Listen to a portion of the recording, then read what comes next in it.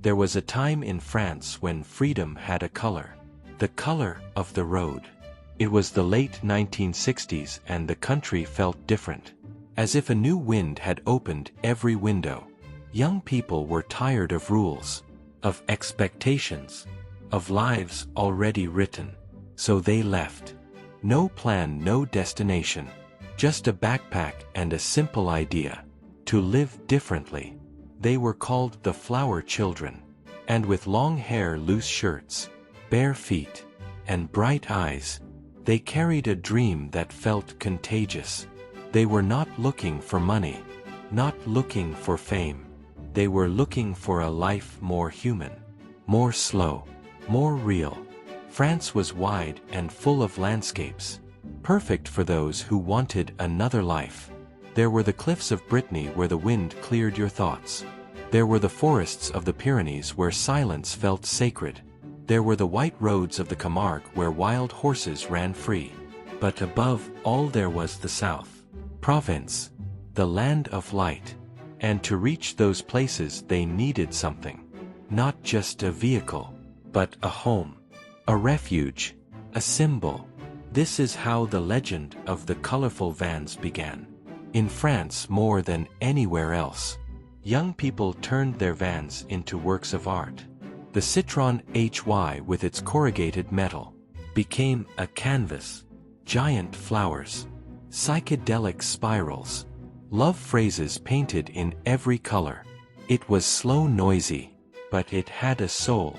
And that soul vibrated with music. Coming from open windows. The Renault Estafette was perfect for groups. Light. Easy to fix. A traveling living room. Inside. Moroccan carpets. Colorful cushions. Indian fabrics. Copper pots. Guitars. Drums. Poetry books. Each van was a universe. The Peugeot 404 was for lone dreamers. Strong. Faithful. Endless. Butterflies painted on the doors as if ready to fly away. Many crossed half of Europe in a hand-painted van. Sleeping in the back. Cooking on a small stove. Living with little. But living for real. And then there were the strangest vans. Covered in mirrors. With fabric windows. With small flower altars on the dashboard. Some looked like dreams. Some like India. Some like pure freedom. But it was never just about style. It was a way of life. A van meant freedom. To leave anytime. To stop anywhere. To sleep under the stars. To cook with friends. To listen to music until sunrise. It meant belonging nowhere. And feeling at home everywhere. Music was everywhere. It was their secret language. Some played French folk. Some followed the sound of the Beatles. Some explored psychedelic sounds. Music was not entertainment. It was connection. In the evenings in Provence, circles formed. Boys and girls, barefoot, dancing on the earth. Guitars played slow melodies, hypnotic, blending with the wind. Drums echoed ancient rhythms. Flutes, voices, laughter, improvised choirs. And the voices of that era still seemed to float in the air. Like François Hardy, soft and distant. Or Serge Gainsbourg with his poetic rebellion. Or Johnny Hallyday bringing rock to French roads. Their music was a bridge. Between city and countryside. Between dreamers and seekers. It did not judge. It did not divide. It welcomed everyone. Many learned music on the road. In the back of a van. With an out-of-tune guitar. And a patient friend. Because music was not perfection. It was presence. Being there. Together. In that moment.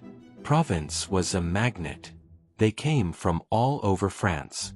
And beyond. They met in markets. In lavender fields. In village squares. Local people watched with curiosity. But without fear. And often. They shared wine. Cheese. Shade. Under olive trees, temporary communities were born. Guitars played. People danced barefoot. Meals were shared. Some read poetry. Some painted. Some wrote letters never sent. At night, the vans became small glowing cities. Candles lit. Curtains open. Laughter mixing with the sound of crickets. Time slowed down. Days were filled with sun, wind, and scent. The sky felt endless. And sitting on the grass, they felt it. Life could be simple. Happiness could be shared. Freedom could have color. And today, when we see an old photo, or a restored van, we still feel that promise. A starting engine. A friend beside you. A dog sleeping in the back. And a road fading into the horizon. Maybe that is why these images still move us. Because they remind us of a bright, innocent time, when everything felt possible, when the French flower children painted their dreams on vans, and carried them across the world, like seeds in the wind, and maybe those seeds never stopped growing herb. Tell me in the comments where you are watching from, and if you enjoy these stories, thank you herb.